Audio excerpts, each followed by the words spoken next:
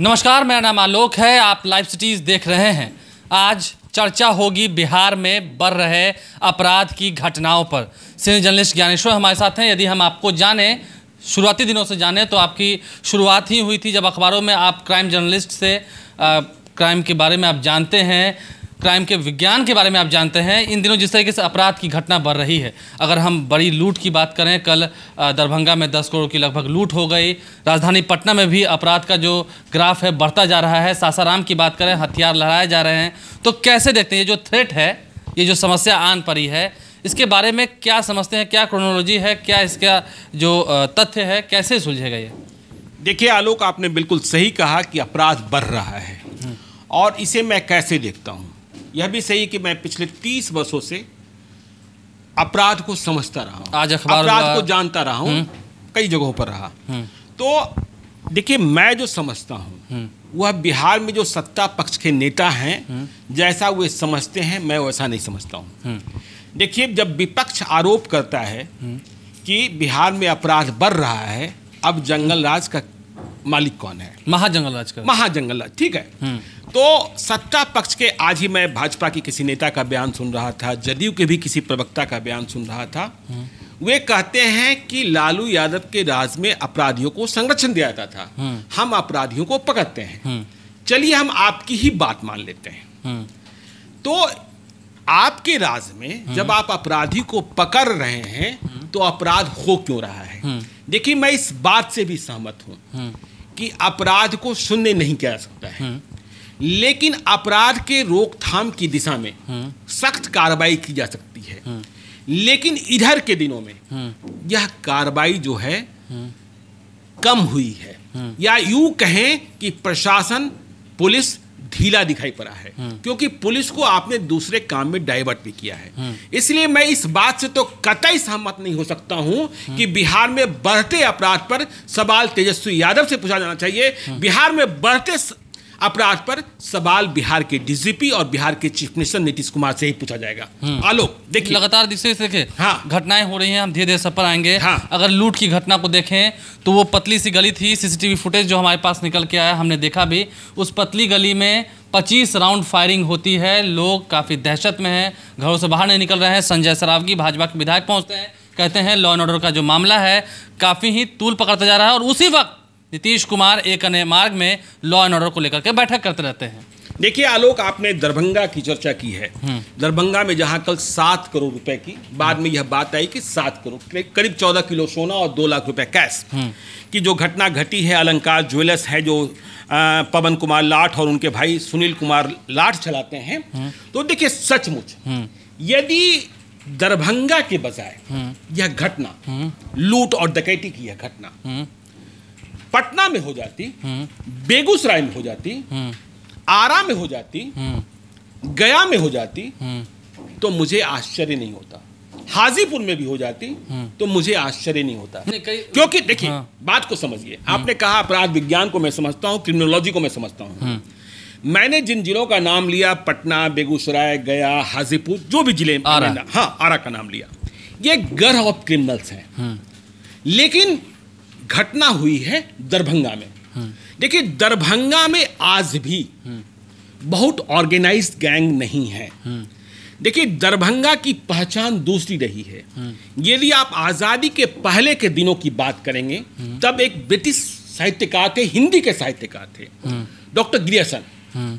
उन्होंने एक प्रसंग लिखा दरभंगा के बारे में कि देखिए, मुझे मैथिली नहीं आती है बहुत शुद्ध रूप से, लेकिन दरभंगा के बारे में उन्होंने कहा कि दरभंगा की सड़कों पर यदि आप चल रहे हो और अजनबी हो और पीछे से कोई सोडसी, मतलब 16 साल की लड़की पूछ दे, हाँ कता जाए छी, तो इसमें इतनी चीनी घुली होती है कि आप मदहोश हो जाएंगे। तो ठीक है, तो दरभंगा में जो कल वारदात हुई है आलोक, वह दरभंगा के स्वरूप, दरभंगा के नेचर के खिलाफ है। दरभंगा में देखिए, ऑर्गेनाइज गैंग्स बहुत नहीं रहे हैं, लेकिन ये जो क्राइम है कल का, ये देखिए, मैं बार बार जब आप अपराध विज्ञान की बात करते हैं, देखिए मर्डर जो है वो एक्सीडेंटल हो सकता है। आप किसी की भी हत्या कर सकते हैं गुस्से में आकर। इसीलिए आईपीसी की धाराएं भी मर्डर के लिए अलग अलग है, क्योंकि पता नहीं होता है कि कहाँ क्या होने वाला है। देखिए, मैसेकर की बात अलग है, ऑर्गेनाइज मर्डर की बात अलग है, लेकिन मर्डर एक्सीडेंटल भी होते हैं। लेकिन लूट और डकैती, मैं फिर से अपराध विज्ञान की बात कर रहा हूं, लूट और डकैती एक ऐसी घटना है जो बिल्कुल ऑर्गेनाइज होता है, और इसमें आपका विफल हो जाना, दरभंगा में कल जिस तरीके की वारदात हुई है वह कोई आसान वारदात नहीं है आलोक। इस पर सवाल पूछे ही जाएंगे, पूछे ही जाने चाहिए, और जिस तरीके से इसके उद्भेदन में, अपराध को क्रैक करने में देरी हो रही है, इससे लग रहा है कि मामला ज्यादा गंभीर है। 24 घंटे से ज्यादा, 24 घंटे से ज्यादा हो गए। तो देखिए, मैं कह रहा था कि लूट और डकैती इसलिए ज्यादा संगीन मामला हो जाता है क्योंकि इस वारदात में एक से अधिक लोग शामिल होते हैं, और जहां एक से अधिक लोग शामिल हुए, इस वारदात में तो करीब 10 अपराधी शामिल हुए हैं, इसलिए यह मामला और भी गंभीर है। जहां एक से अधिक अपराधी शामिल हो रहे हैं, लूट और डकैती, देखिए ये राजधानी नहीं है, चलते चलते कोई वारदात नहीं हो गई है। तो जहां एक से अधिक अपराधी शामिल होंगे उसके लिए प्लानिंग की जाती है, उसके लिए रैकी की जाती है, उसके लिए भागने का रास्ता देखा जाता है। तो देखिए, ये जो 10 अपराधी जुटे हैं, ये कोई एक दिन की प्लानिंग नहीं है, ये बाजाब्ता रैकी है। देखिए, मैं अभी से कुछ देर पहले दरभंगा के एक पूर्व सांसद से बात कर रहा था, तो उन्होंने बड़ा बाजार जहां घटना घटी, वो ऐसा भीड़-भाड़ वाला इलाका है कि जहां से आप जल्दी भाग नहीं सकते हैं, लेकिन अपराधियों को यह पता था, इसलिए उन्होंने समय का चयन किया। और देखिए, पहले लूट हुई, उसके बाद भागने के रास्ते में ये अपराधी लगातार, कहा जा रहा है कि 2 दर्जन से अधिक राउंड फायरिंग करते भागे। तो देखिए, यह तय किया गया, यह प्लान किया गया कि हमें भागना है तो फायरिंग करते भागना है, क्योंकि वह रास्ता संकीर्ण है। देखिए, मैं इसलिए कर रहा हूं कि दरभंगा में ऐसी बात, देखिए, जब मैं दरभंगा के सांसद से, पूर्व सांसद से बात कर रहा था, तो वो कह रहे थे कि हो सकता है इसमें दूसरे जिले के अपराधी शामिल हो सकता है, संभव है, इसमें कोई बड़ी बात नहीं है। लेकिन मेरा यह मानना है कि जब तक लोकल इनपुट और लोकल हेल्प नहीं मिलेगा, तब तक इतनी बड़ी वारदात को अंजाम नहीं दिया सकता है। और इसी लिए मैं कह रहा हूं कि यदि पुलिस इस केस को क्रैक करने में यदि देरी करेगी, तो दरभंगा में नए गिरोह, वह दरभंगा जहां इस तरीके की ऑर्गेनाइज गैंग्स नहीं देखे गए, और अन्य जिलों में भी अपराधियों का मनोबल बढ़ेगा। देखिए, अब अन्य जिलों में तो अपराधियों का मनोबल बढ़ेगा। मैं दरभंगा, देखिए, दरभंगा की चर्चा अपराध के मामले में कब हुई, यदि आप याद करेंगे, तो जब महाराष्ट्र में और कर्नाटक में सीरियल ब्लास्ट हो रहे थे, आतंकी ब्लास्ट हो रहे थे, तो कहा जा रहा था कि ये बिहार मॉड्यूल है, और उसमें दरभंगा की चर्चा हो रही थी, क्योंकि स्लीपर सेल काम कर रहा था, दरभंगा के लड़के वहां जाकर के आतंकी गतिविधियों में शामिल हो जा रहे थे। लेकिन दरभंगा के भीतर ऐसी वारदात नहीं देखी जा रही थी। तो देखिए, ये चैलेंज है। यदि इस केस को आपने क्रैक नहीं किया, यदि बाहर के ही अपराधी आए हैं, समस्तीपुर की बात हुई, समस्तीपुर, देखिए, समस्तीपुर तो गौरव किडनैपर्स रहा है, तो ठीक है, समस्तीपुर में काफी अपराधी रहे हैं, लेकिन दरभंगा में ऐसे अपराधी नहीं रहे हैं। तो और इतनी बड़ी वारदात को अंजाम बगैर लोकल इनपुट के नहीं दिया सकता है। और मैं पुलिस को दोषी इसलिए मान रहा हूं, सिर्फ वारदात को अंजाम नहीं दिया गया, आपने ठीक कहा, 24 घंटे हो गए, 10 की संख्या में अपराधी होते हैं, 5 मोटरसाइकिलों का इस्तेमाल होता है, सीसीटीवी भी है। देखिए, ह्यूमन इंटेलिजेंस आपका तो फेल है ही। देखिए, यदि मुखबिर पुलिस के पास न हो तो आपकी पुलिसिंग बेकार है। लेकिन आजकल के जो नए एसपीज हैं, वो मुखबिर तो रखते ही नहीं है। मैं कहता हूं, घरों से निकलते ही नहीं है, ठीक है ना, इसलिए ये सारी समस्याएं आ रही हैं। तो आप देखिए, अपराध को अंजाम ही नहीं दिए हैं। ये जो 10 अपराधी इस अपराध में शामिल रहे हैं, वे भागे हैं, सबों के पास ज्वेलरी रही है, सबों के पास सोना रहा है, कैश रहा है, नहीं कैश तो खैर कम है, 2 लाख ही है, 2 लाख ही है। तो देखिए, भागने के बाद भी ये कहीं ना कहीं असेंबल हुए होंगे, क्योंकि इसका बंटवारा भी होना है। तो आप उस ट्रैक को अब तक नहीं तलाश पाए कि ये कहां असेंबल हुए होंगे। आप उस मोटरसाइकिल नंबर्स को नहीं पकड़ पाए, क्योंकि ये देखिए, जब आए होंगे तो इन्होंने नंबर अपने या तो मिटाए होंगे, या इन्होंने नंबर उटपटांग लिखे होंगे, और रास्ते भर में सीसीटीवी लगे हैं। तो ये देखिए एक चैलेंज, और जितना वक्त गुजरेगा आलोक, उतना ही चैलेंजिंग होता जाएगा, उतना ही चैलेंजिंग होता जाएगा। देखिए, यह कह दे, मैं बार बार कहता हूं कि लूट की घटना में यदि आप तुरंत कुछ क्रैक नहीं कर पाए, और बगैर बरामदगी के आपने किसी अपराधी को गिरफ्तार कर कह दिया कि यह भी शामिल था, तो यह बनावटीपन है। आपकी गिरफ्तारी जब्ती के साथ होनी चाहिए। देखिए, अब आज अखबारों में मैंने सुबह पढ़ा कि जब दरभंगा की वारदात की चर्चा हुई तो रवि पेशेंट एक नोटोरियस क्रिमिनल है बिहार का।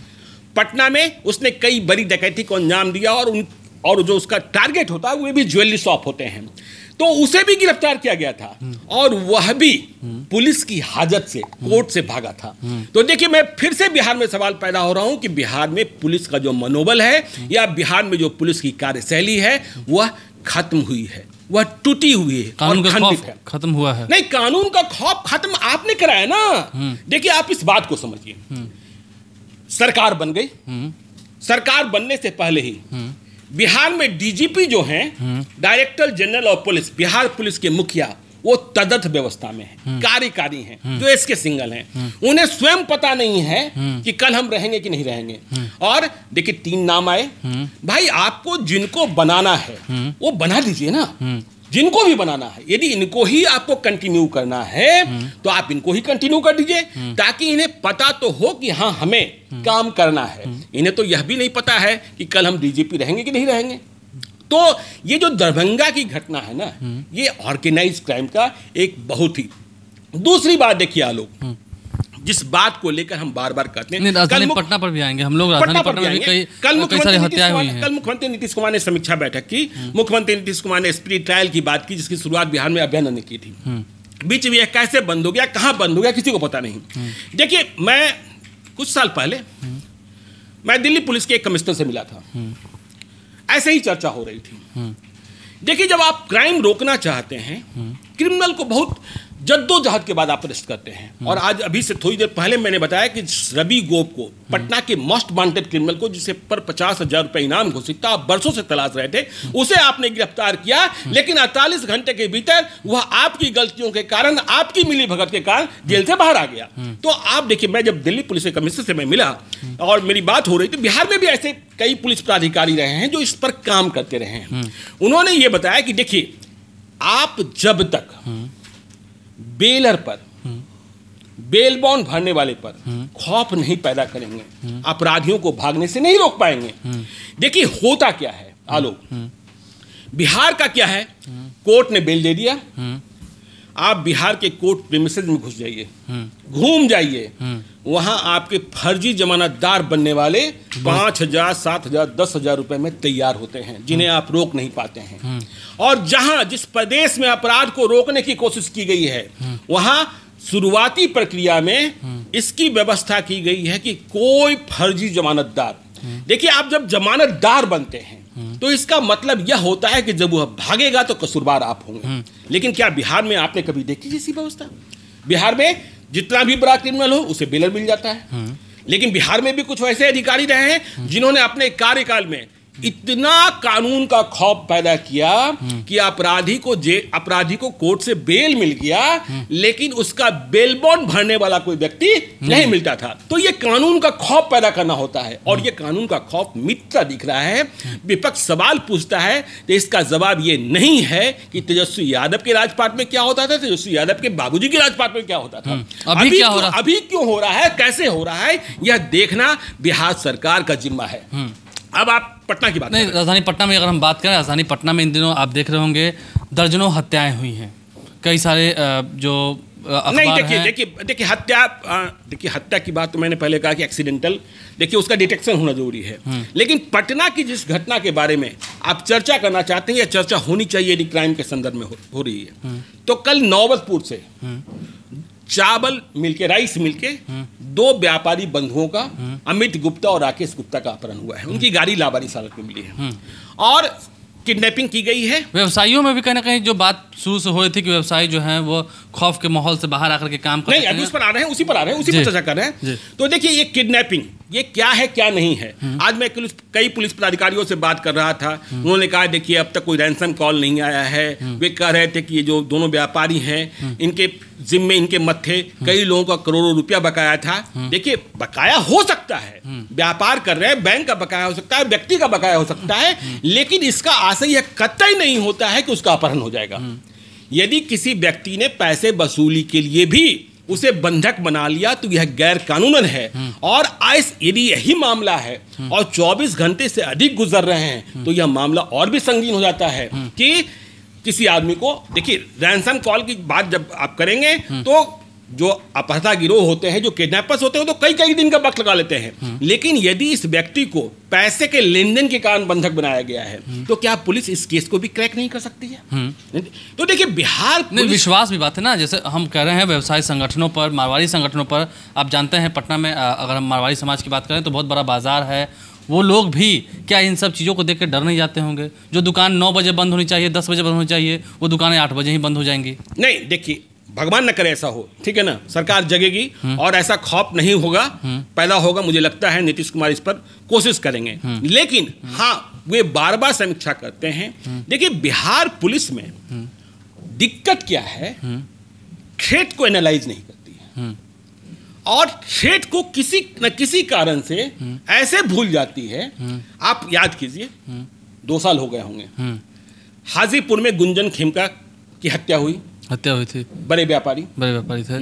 गुंजन खेमका की हत्या के बाद मारवाड़ी संगठन काफी गुस्से में थे, कोहराम मच गया। इसके बाद वहां जो इंडस्ट्रियल एरिया है उस समय में हाजीपुर आज भी शांत हो गया, मैं नहीं मानता। उस समय में हाजीपुर में जो इंडस्ट्रियल एरिया था वहां जो व्यापारी डर गए थे, उनके भीतर का खौफ खत्म करने को उन्हें सुरक्षा दी गई, सुरक्षाकर्मी दिए गए। अब देखिए क्या होता है इस चुनाव में, चुनाव के वक्त देखिए नेताओं को तो सुरक्षा मिल जाती है, व्यापारियों की सुरक्षा छिन जाती है। इस चुनाव के वक्त में सभी व्यापारियों की सुरक्षा छीन ली गई। हाजीपुर में जितने इंडस्ट्रियल एरिया में जितने लोग काम कर रहे हैं, चुनाव खत्म हो गया, उन्हें सुरक्षा मिल जानी चाहिए थी। जिन पर थ्रेट है, मुझसे निजी बातचीत में कई व्यापारियों ने कहा कि देखिए खतरे कम नहीं हुए हैं, खतरे वैसे ही बने हुए हैं, लेकिन आपने सुरक्षा छीन ली। अब देखिए उन व्यापारियों को लगता है कि उनकी रैकी खींच जा रही है, उन व्यापारियों को लगता है कि उनके यहाँ से जब कैश जाता है आता है, उन्हें रोज नए रास्ते तलाशने पड़ते हैं, उन्हें नई गाड़ियां तलाशनी पड़ती है। तो आपने जब यह समझा कि थ्रेट है तो चुनाव के बहाने आपने सुरक्षा छीनी, तो चुनाव के बाद आपने सुरक्षा दे क्यों नहीं दी? क्या आप किसी घटना का इंतजार कर रहे हैं? आपको फिर से थ्रेट को एनालाइज करना चाहिए था कि किन पर थ्रेट है और किन पर थ्रेट नहीं है। आपने कैसे एक बार की मान लिया कि सभी बिल्कुल बेखौफ हो गए, किसी को कोई डर है ही नहीं। और जब ऐसा हो ही रहा है तो फिर ये घटनाएं क्यों हो रही हैं? हाँ, ये घटनाएं क्यों हो रही है, आपका बिल्कुल बाजी सवाल है। तो देखिए मैं बार बार कह रहा हूं, यदि दरभंगा की घटना में इन्होंने क्रैक नहीं किया, समय लगाया, तो दरभंगा जिसके बारे में मैंने कहा कि वहाँ की सड़कों पर यदि आप कह दें कि हाँ कटा जाए छी, तो लोग मदहोश हो जाते हैं, वहाँ क्रिमिनल गैंग्स उभर जाएंगे। क्योंकि बगैर लोकल सपोर्ट के किसी दूसरे जिला के गिरोह ने भी जाकर वहाँ वहाँ अपराध नहीं किया होगा। और यदि इस अपराध में उन्हें सफलता मिल गई तो जो लोकल सपोर्ट किया वह भी एक बड़ा गैंगस्टर बनकर उभर जाएगा। नीतीश कुमार की चिंताबाजी है, हाँ नीतीश कुमार की चिंताबाजी भी है कि आजकल कम उम्र के जो लड़के हैं, आप देख रहे हैं कम उम्र के लड़के, आपको याद कीजिए कि शिवहर में जो उतने बड़े गैंगस्टर की हत्या की गई थी संतोष झा की, कोर्ट परिसर में बिल्कुल निमुछी अपराधियों ने कर दी थी। हाँ, और वैसे अपराधियों का नाम आया था जिन्हें आप कहते हैं बाल अपराधी, जिन्हें मतलब जिनकी उम्र जो है 18 साल से कम है। तो ये गंभीर चिंता का विषय है और बिहार पुलिस को इसका जवाब देना होगा। देखिए कुल मिलाकर इस चर्चा का निष्कर्ष यही है कि चिंताएं जो हैं वह क्या पुलिस प्रशासन को संगठनों के बारे में, हम कह सकें व्यापारी संगठनों के बारे में नहीं है, या जिस तरीके से घटनाएं हो रही हैं क्या वो उन्हें अनदेखा कर रहे हैं, या थ्रेट को पकड़ने के बाद उसको वो उसका सॉल्यूशन नहीं निकाल रहे हैं, उसकी समस्या का निदान नहीं कर रहे हैं। तो खैर बिहार पुलिस को जगना होगा, नहीं तो फिर ये जो छोटी सी बीमारी है बहुत बड़ा विकराल रूप धारण कर लेगी और फिर उस वक्त बहुत ही बदनामी होगी, सवाल खड़े होंगे, कई लोगों की जाने जाएंगी और एक भय का वातावरण पैदा होगा। बहरहाल आप लाइव स्ट्रीम से बने रहें, हमारे चैनल को सब्सक्राइब कर लें, साथ साथ फेसबुक पेज भी लाइक करें। इस विशेष चर्चा में बने रहने के लिए आपका बहुत बहुत धन्यवाद। आपने कई पुराने बातों को भी साझा किया है जो कई लोग जानते होंगे और उन्हें याद भी किया होगा। ट्विटर हैंडल पर भी लाइव स्ट्रीम को फॉलो करें। धन्यवाद।